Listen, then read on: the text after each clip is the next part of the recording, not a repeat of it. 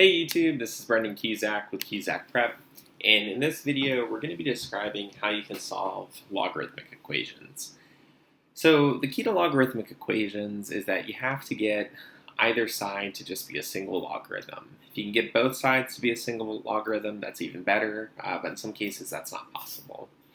So in the first problem here, the left side is already a single logarithm, so I don't have to do anything with that, but just write it again. Now, the right side is not a single logarithm. We have two different logs, the natural log. Now, if you don't remember your rules of logarithms, you may want to refresh those. But if you're adding two logarithms, you can multiply what's inside of them and turn it into a single log. So this would be ln of 2 times x minus 7, which would end up giving us ln of 2x minus 14. Now, once both sides of the equation have become a single logarithm, we can simply solve by eliminating the ln's.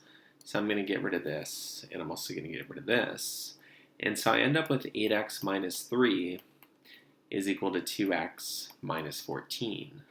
I'm going to subtract the 2x, and I'm going to add the 3, and I'll end up with 6x is equal to negative 11, which is then going to give me x is equal to negative 11 divided by 6. Now, anytime you have logarithms, you really do want to check for extraneous, and in this case, the solution is in fact, I believe, going to be extraneous.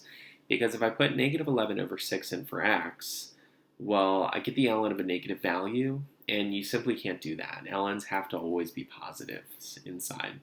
So we would call this an extraneous value, and we would say there's actually no solution for this. So that's going to be no solution.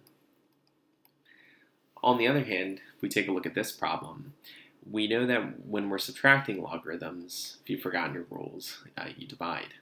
So this would be ln of 16x over 4 is equal to 5. Now 16x over 4, we can go ahead and just reduce that and make it 4x. Now when computing logarithms, we're going to take the base, we're going to raise it to this, and we're going to turn it into that. That's how we convert from logarithms to exponents. So if you don't remember that rule, I'll write it right out here. If you have log base a of b is equal to c, to turn that into an exponent, you're going to make that a to the c is equal to b. So this is going to become 2 to the 5th is equal to 4x. 2 to the 5th, that's just 32, is equal to 4x, and if we divide both sides by 4, we would find x is 8.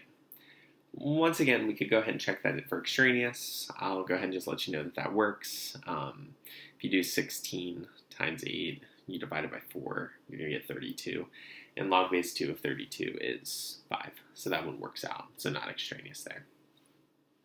Alright, I hope you found this video helpful. I hope I've deepened your understanding of how to solve logarithmic equations. Thank you for watching.